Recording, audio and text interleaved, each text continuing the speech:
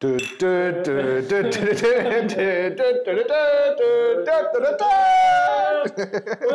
to episode number 25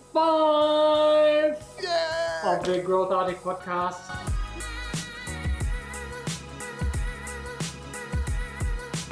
Crazy! That's why we have a very special topic to you. How to find your first 1,000 customers. That's what lots of people are asking, 25. Right? It's Dude, a quarter of 100. How did that happen so fast? Yeah, it was really fast. When was the first episode? It must have been about 25 weeks ago. Yeah, I that's guess. true. So can you make that? Six- Can you do the math, please? So 6 months? That's long. 6 months. I didn't expect this. 6 Yeah. months is, so now it's November, so it is. Don't calculate. Do the Like math on in the February, public. March, we started the first episode. Yeah. Amazing. Thank you guys for staying with us that long. It took a while until we have found our voice, and it's still that we are thinking like we got to do it differently. We got to do it a bit more conversational. We got to do it a bit more about you guys. Yeah, and there's always things and your feedback that is not coming frequent enough, to be honest. Yeah. Please. We have one guy, Detlef. Detlef, I want to publicly thank you for your critical and honest feedback on almost every episode. Thank you very much. Please, guys, also write us messages to be@growthartic.com. Or to Ben, or to myself, wherever. Directly. No problem with that. That being mentioned, I had a really fun episode. No, not episode, podcast episode. But I was sitting in a meeting, and there was a guy who heard about the GrowthArtic podcast and then recognized me. That's you. Nice. Yeah, that was crazy. Like in the meeting, in a business meeting, and he knew you as well. That was really fun.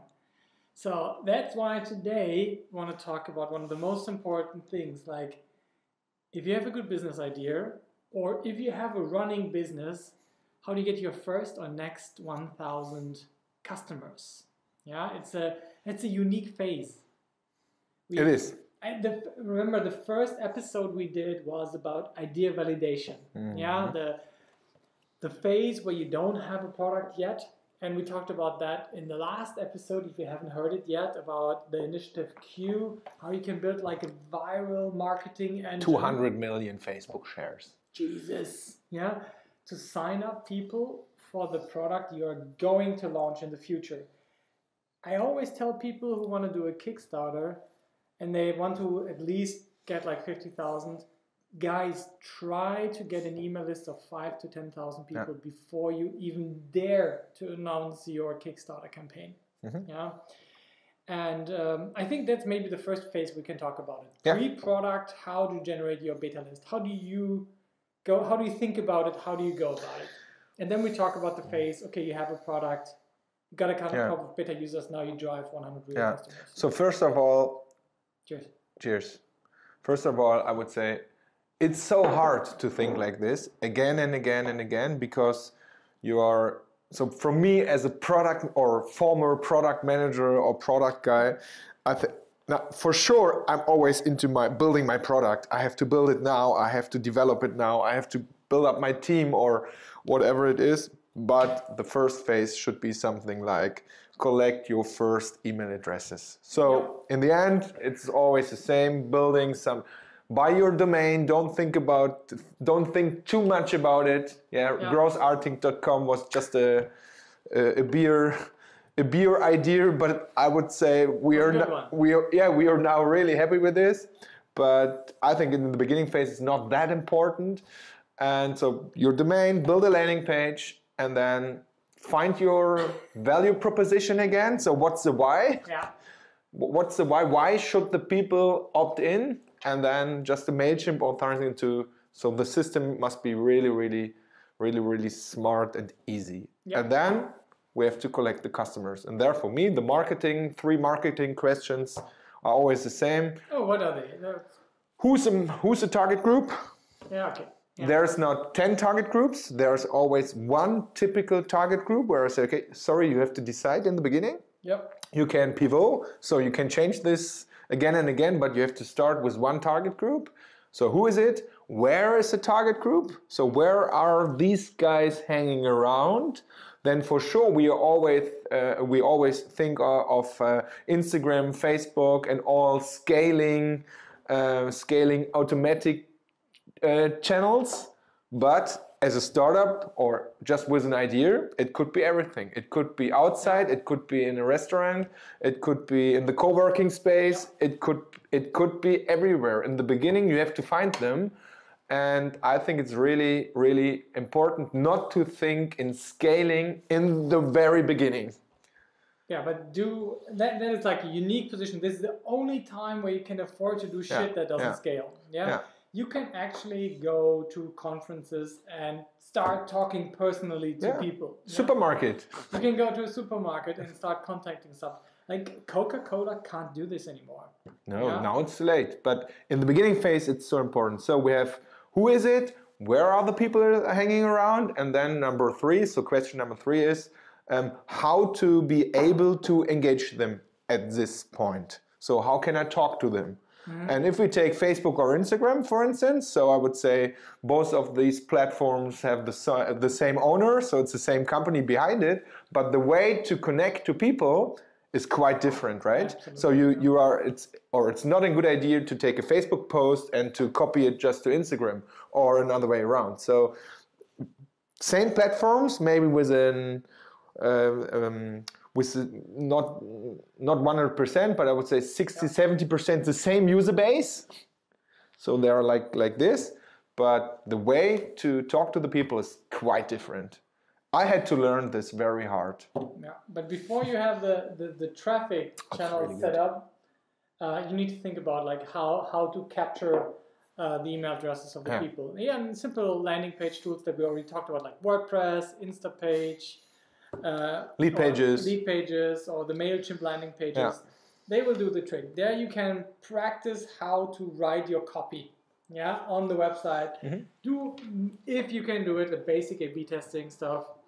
But then give people just one call to action. Focus on one target group and just give them one call to action, which you might want to repeat over the landing page. But just make them sign up. That's all they need to do. Everything else they can learn after that. After they've given you their name and their email, or just the email. And there, for me, the most important thing is tell them exactly why they should opt in. And what happens after that? Google loves that as well. If you do it, if you don't just leave them hanging and people are not frustrated. After the sign up, I personally then send them into a customer development survey. I get even cheaper emails if I ask people to join a survey than if not.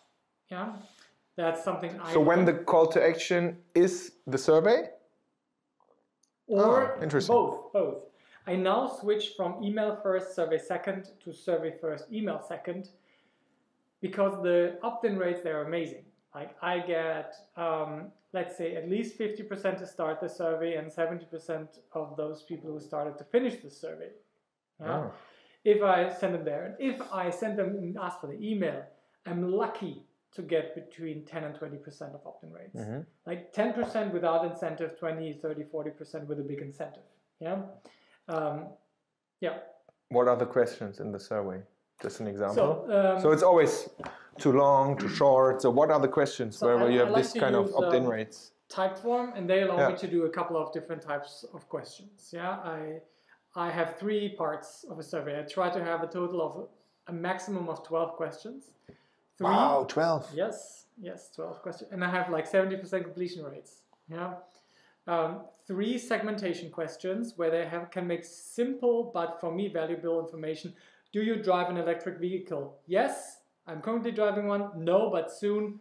No, I don't plan to buy an electric vehicle. So I can easily segment target group. Because when I, for example, when I don't use Google Ads for traffic, where I pretty much know that they are driving an EV because of their survey, because of the survey. On Facebook, I'm not really sure. So I use segmentation, 3 segmentation questions, which are super easy for them. to answer, to get into the survey, and helps me to put them in buckets. Yeah. Then I use 6 questions where I ask them, like, on a scale from 1 to 10, what are your biggest problems? Yeah. And what kind of, like, if I even talk about the solution, I ask them like maybe 3 about problems, 3 about solution directions, and I make them choose, what they prefer. And then up to 3 open questions that are never required. Whenever I try to require open questions, survey completion rates go down. Yeah. So segmentation, scaling, open questions to let them really express themselves, and boy, do they do that. I regularly get, like, every 10th submission has like a half-page answer in the open questions. Yeah, and then you ask them at the end, would you like to continue learning about this? Then give us your email. We give you the survey results over time, and we will let you know when we go ahead with the product. Nice. Just once again, one step back. And what is the call to action? Do you let them know? Come on, do the survey, or what is the call to action? Because from my point, I would say something like, well, call to actions with a survey. For me personally, it would always be like, oh, sorry, no time. Yeah.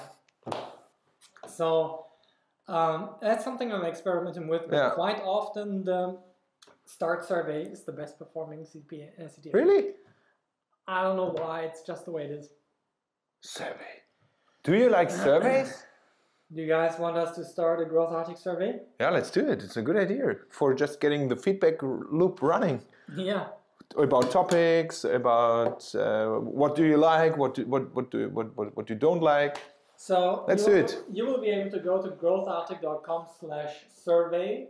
And we will lead you to a Typeform survey to give you an example of how we would do it. Yeah. We would also appreciate your honest answers. Would to be help great. Understand, like, where are you actually listening to this or watching this? Yeah, are you why? watching it on YouTube, and why are you watching it? Yeah. So this has the effect. It's good. I like it. Before you have a product, you have nothing to sell, so you don't have like an evil agenda. And I actually like this phase. Like, most startups I hear, like, oh, but I don't have the product ready yet. Yeah, no problem. Shut up. Just get the people on a waiting list and use them to learn about them. Yeah, and then these are the most engaged users to become your first customers. Yeah, and of course there then might be the upgrade to the initiative queue referral engine. Yeah, this thingy here. Have a look at this episode. Initiative Q. It's the last one. It's episode number 24. Yeah. And it is a beautiful use case for how they get the first 1,000 or million or whatever customers rolling without having a product. So this way, if you will notice immediately if your product idea sucks with this system, you will get very low click-through rates. If your idea or the copy, the way you present your idea does not work, you get very high cost per email addresses or cost per survey submissions. What is high, what is low? Like, low for me is in B2C, everything below €2, preferably even like around €1. And in B2B, it's like between 5 and €10. Yeah, but if I say 20, 30, just fuck it. Yeah, they won't do it later too. If I present in my workshops or presentations our GrowthArtic pre-validation phase half a year ago, they think, oh, that's cool. And then always comes the question, but how did you get to this not 1,000? How did you come to this 100 pre-validated to a small survey? How did we come to this 100 people? So what would your first... It depends for sure, but what are your first or your best choices for the marketing channels? How to get the people come to this survey? Yeah. So at the moment, I think most of the money is spent on Facebook. Yeah. Yeah. For B2C, it's Facebook and Instagram at the moment.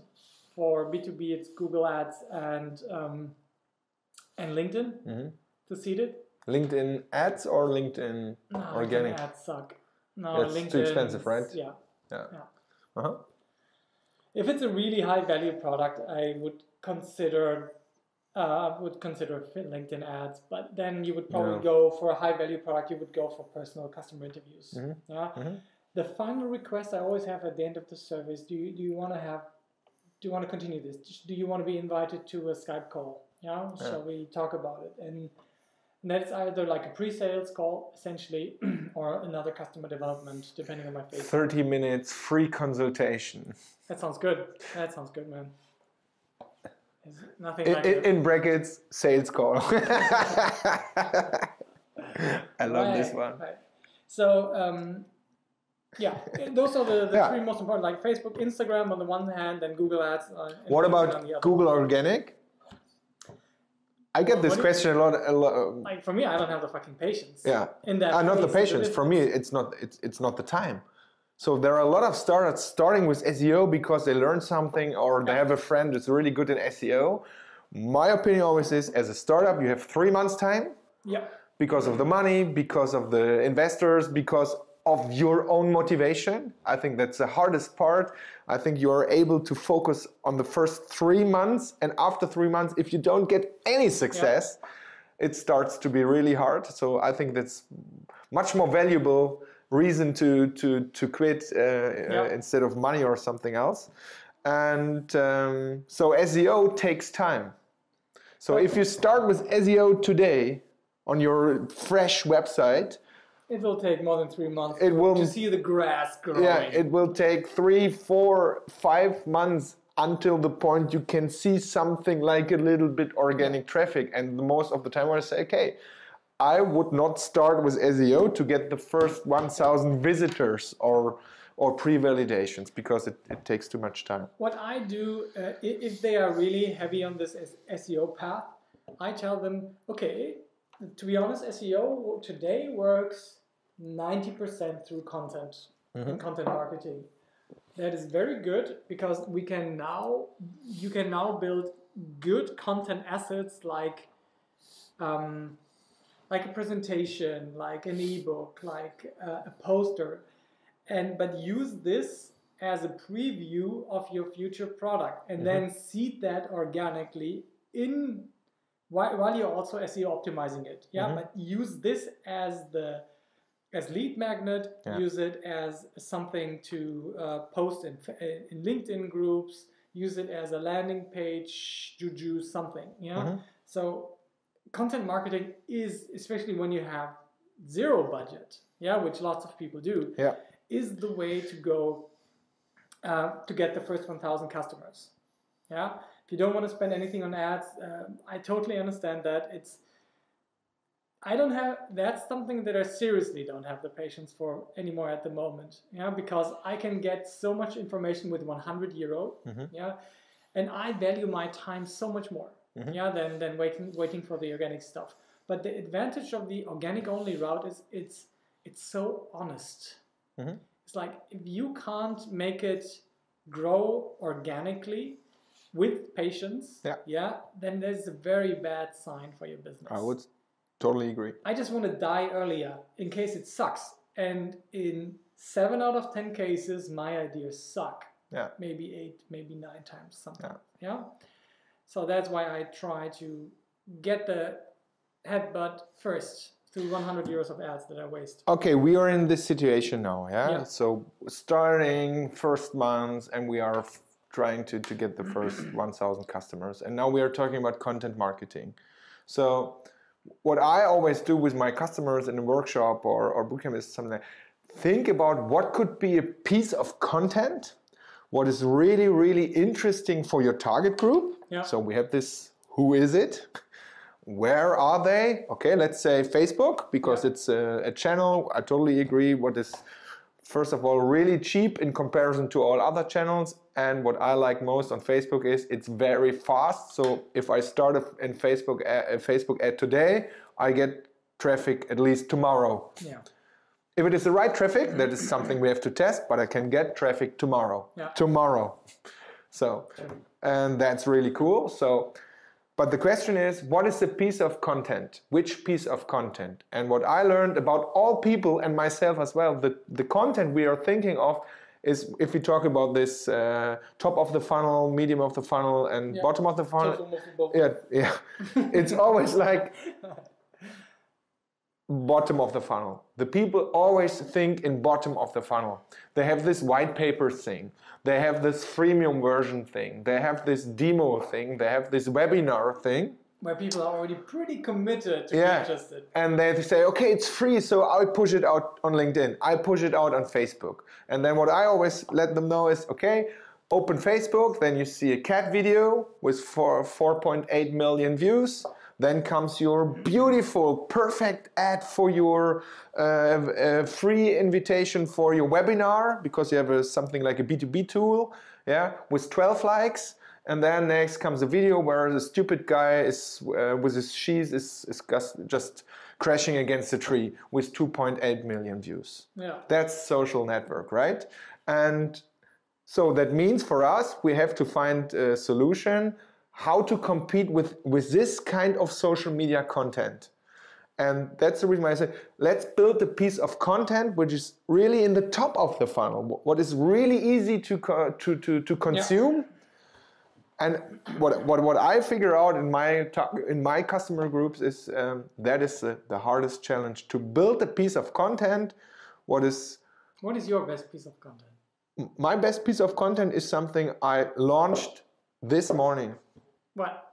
How do you know we recorded some small videos this week. And there's just one video with mobile, and I wanted to do a video, something like really basic. In German, was ist growth hacking? So what is growth hacking? Really basic, just 1 minute for Instagram, for LinkedIn, for my funnel. And then in this morning, I checked out all the videos. And before the perfect version, there's a fail version. We're just standing there in front of this board and just saying, okay, I getting a lot of times, what is growth hacking? And then I have something like a misspell thing, and I said, no, stop. It's just 7 seconds. And then I said, that's my best piece of content. And I say something like, if you fail fast. Okay. With this one. And I say, okay, do you know or give me an example where your first attempt works out. That's I would say, so I have no results because I started it this morning, but I have the feeling that it will work, because that's something like the people see, okay, he's failing, but there's no problem. Yeah. And it looks a little bit funny because I'm just shaking with my hands and laughing all the time. I think that's cool. That's something like where I say, it's not bottom of the funnel where I try to sell something. It's top of the funnel where I just say, okay, do you know this? Yeah. Yes, for sure you know this. So creating a simple video where you essentially explain the value proposition of like what should you be interested in growth hacking? What is it? Whatever your product is, that's a really good idea to create that. And videos, they don't have to be so perfect, so professional. Just look through your own Facebook stream and try to notice where your attention lies. It's not with the high polished ads. Fail army. I love this kind of videos. I know this. Yeah. So once you have your product out and everything, there is another phase. You now have to sell. Yeah, and you can now use all the learnings you had for the validation phase. Yeah, for the surveys. The most of the channel experiences convert to sales experience after you actually have the product. But you asked an interesting question before the podcast. So remember? Yeah, sure. So for me always there is a question, okay, we are hustling around in the beginning phase to get the first pre-validation emails, and maybe we get the first customers, and we do everything manual by hand, tweaking here our funnels. So when is the right point to say, okay, now I have to focus on scaling this kind of channel? So where is the point where you feel, or is there a KPI or whatever, where you say, okay, now this one works, now we have to focus on scaling. So that is a question. I think there's no black and white answer, but I have. How do you feel this? In my mind, it feels like this. in the very beginning, you spend 100% your money on experiments. Yeah. And let's go with the paid acquisition channels as an example, because they are easiest to have like hard results, black and white results. So I'm testing Facebook against Twitter, against LinkedIn, against Google. Yeah, and now I give everything like 25 euros per day. Yeah, so at some point I will notice, oh shit, cost per acquisition from Twitter is like 10 times as high as the other ones. I need to kick this one. This now frees up budget. And I now notice that Facebook it costs half of anything else. So I shift 50% of the budget to the 25% to Facebook now. So I have 50 euros on Facebook, 50 euros on 25 euros on LinkedIn, 25 euros on Google. And I now happen to find a cash flow positive campaign on Facebook again. Yeah, the initial attraction was good. So now I have a campaign that is out of the league of all the experiments. Yeah, I don't have to treat it like an experiment anymore. It's money in, positive cash flow out. Yeah, 1 euro in, 2 euros out.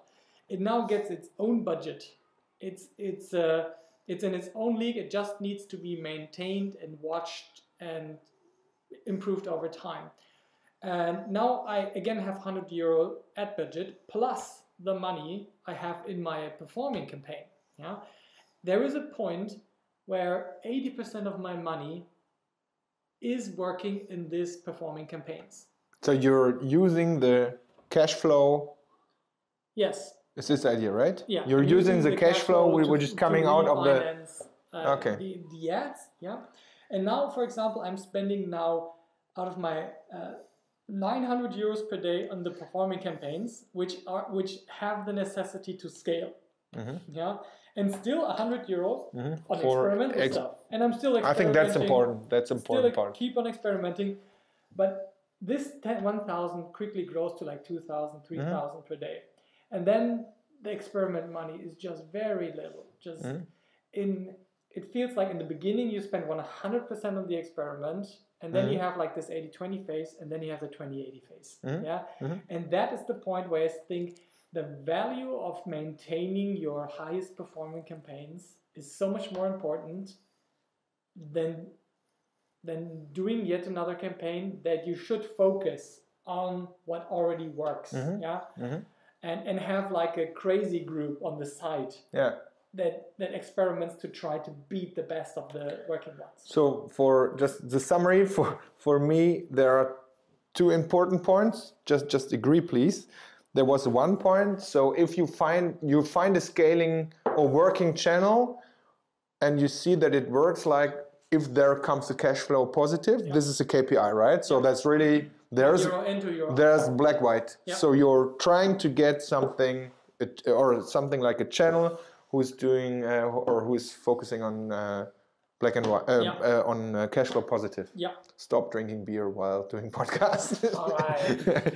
Here, number one, and number two. I think that's quite interesting. But if you take this Pareto principle, this 80-20 rule, you still have 20% of your budget or your time or whatever it is for experimental stuff. And that's something, if I look at my real corporate customers, that's something they are not able to do because they are just building up the resources, the teams for email marketing, because they know they are good there and just focusing there. Then they build this kind of department, but they are not focusing or experimenting with Instagram or something. If they start doing it, they just hiring a social media manager, junior, but with no power, with no budget, with no skills, with no experience. So and those departments have their own lives. Like the TV budget is so strong and it's so unreasonable these days.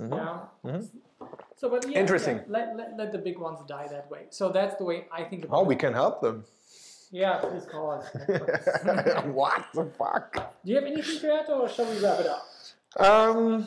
I think the last one was really interesting. For me, it's like, so I'm not this 100% data guy, right? So I'm more from, I'm coming from the product and strategical point of view, where I just think there's my gut feeling is always stronger than everything else, and I just use the data against my gut feeling. And for me, there's something like a quote I use in my workshops and my presentations, something like, okay, traction. So the point where a channel comes to traction or your product comes to traction for me is more like a feeling than just a KPI, because if we say in German it is, or not in German, it's like you feel if it is running good. And I think this feeling is much more stronger than any KPIs. For sure, you need all the KPI stuff, but in the end, your feeling is much more important. Maybe that's the difference between the two. Yeah, that's cool. Maybe. Okay, let's wrap it up. Let's wrap it up. Thanks, mate, for episode number 25. 25. I thank Awesome. you. This was really cool. Yeah, see you later. Bye-bye. And see you on growthartic.com, where you can find all the links to the different channels where we are hosting this, like YouTube and Spotify, whatever. Once again. Cheerio. Cheers. 25.